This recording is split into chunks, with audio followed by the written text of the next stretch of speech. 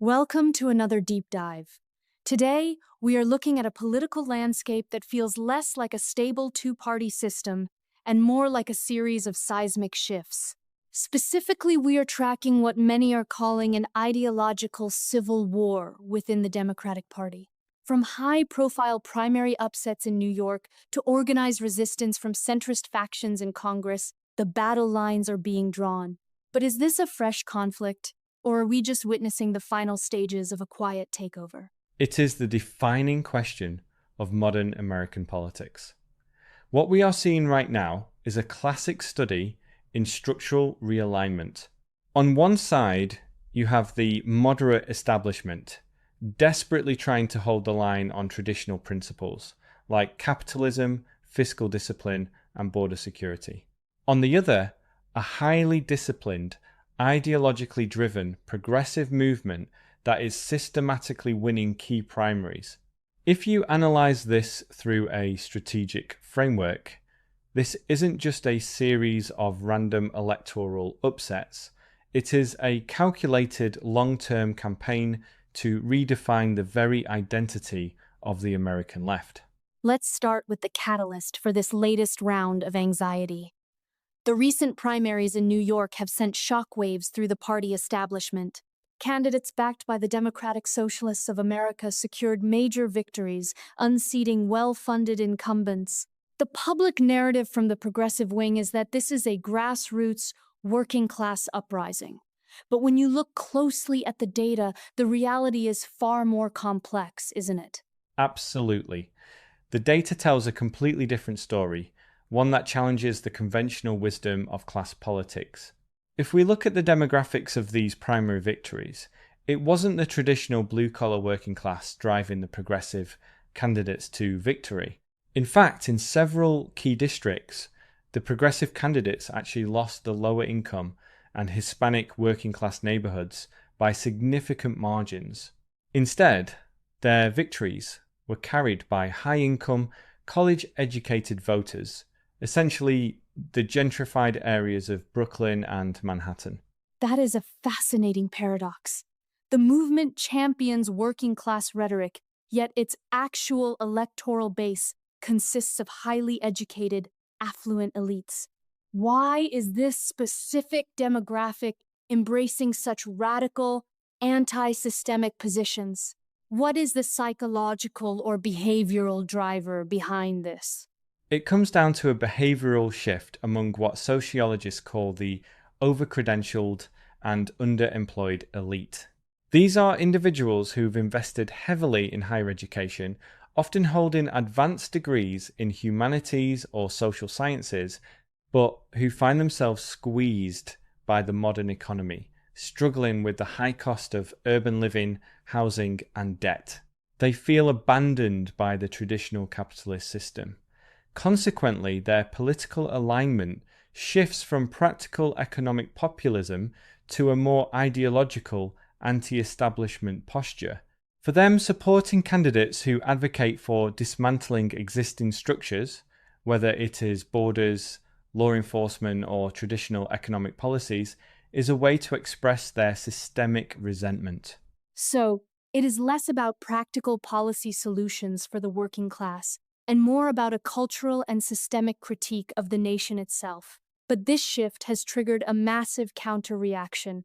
We are seeing centrist Democrats organizing what they call a Promise to America initiative, explicitly pledging allegiance to capitalism over socialism, fiscal responsibility, and strong borders. They are openly warning of an internal war. How do you assess their strategic position? If we look at this through a SWOT analysis, the moderate faction has significant strengths in terms of donor backing, national appeal, and alignment with the average general election voter. However, their primary weakness is a lack of grassroots mobilization and ideological cohesion. The progressives, by contrast, possess a clear, highly defined mission and objectives, what we call the MOST framework. Their strategy is to target low turnout primaries in deep blue districts where a highly disciplined minority can easily defeat a moderate incumbent who relies on passive establishment support.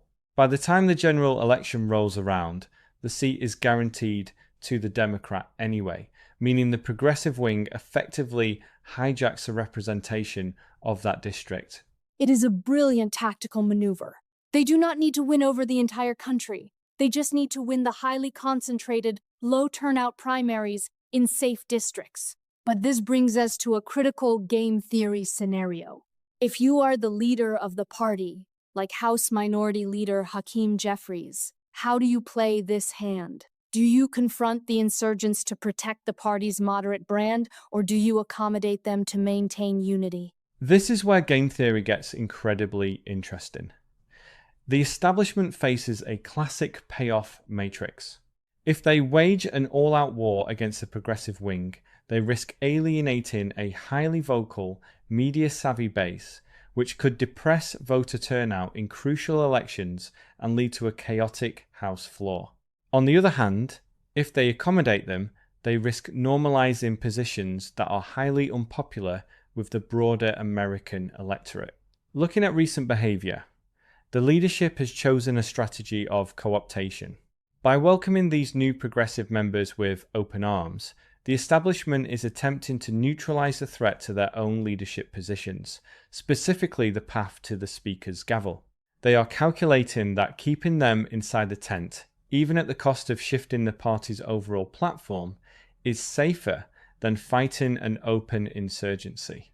But that strategy has massive long-term consequences. If the establishment continuously surrenders its ideological ground to avoid conflict, then the civil war isn't actually ongoing, it is already over.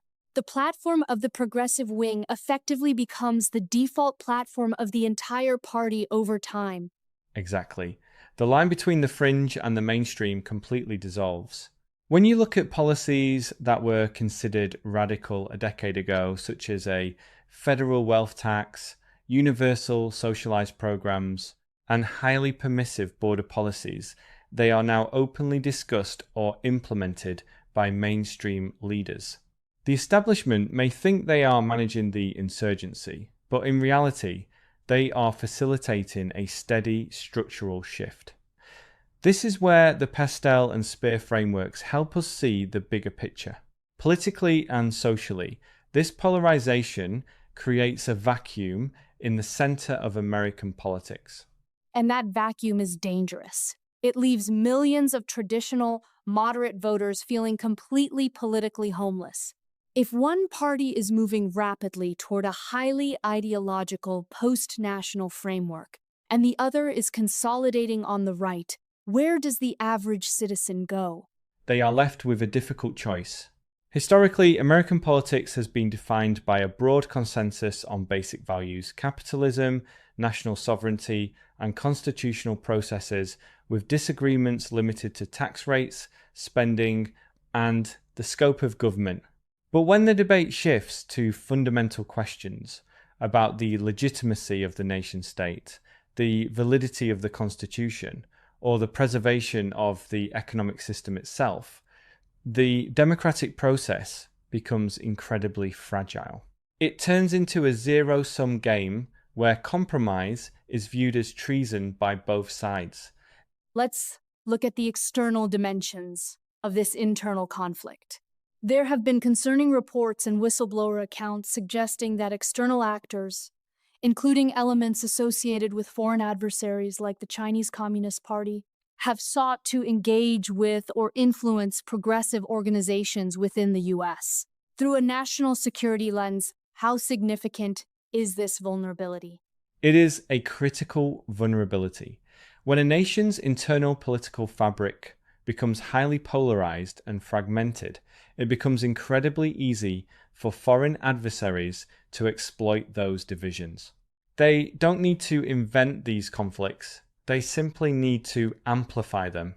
By supporting or encouraging the most disruptive anti-systemic elements within our political ecosystem, external actors can effectively paralyze American decision-making, weaken social cohesion, and undermine national security from within. It is a classic asymmetric warfare strategy. It highlights just how high the stakes are. This isn't just a localized debate about municipal policies or primary elections in New York. It is a struggle that directly impacts the stability and future of the Republic. Here at the New Sentinel, this is precisely the kind of deep, multi-layered analysis we strive to bring to our listeners. We believe that understanding these complex global security dynamics and cultural shifts is essential for staying informed in an increasingly volatile world. Whether you are analyzing military strategy or the shifting tides of domestic politics, we want to provide the comprehensive context that mainstream narratives often overlook. And that is why these conversations are so vital. They force us to look past the daily headlines and examine the underlying structural forces. When you look at the trajectory of this political realignment, it raises a profound question. Can a democratic republic survive when its major political coalitions no longer share a common set of foundational values? That is the ultimate question we are left with. As we watch this realignment play out, the traditional boundaries of American politics are dissolving. The old alliances are fracturing, and the future of the nation's political landscape remains highly uncertain. Whether this leads to a massive counter-reaction from the center or a complete transformation of the political system is something we will continue to watch closely. It is a reminder that the stability we often take for granted is highly contingent on the choices made by political actors and voters alike. The road ahead will undoubtedly require a renewed commitment to understanding these deep-seated challenges if we hope to navigate them successfully. Thank you for joining us for this analysis. We hope this discussion has given you a clearer framework for understanding the complex dynamics reshaping our political world. To our listeners, what do you think? Is the ideological shift we are witnessing an inevitable evolution, or is it a destabilizing force that threatens the core of the Republic? Let us know your thoughts. Tune in, subscribe, and stay informed with us here on the New Sentinel. Until next time.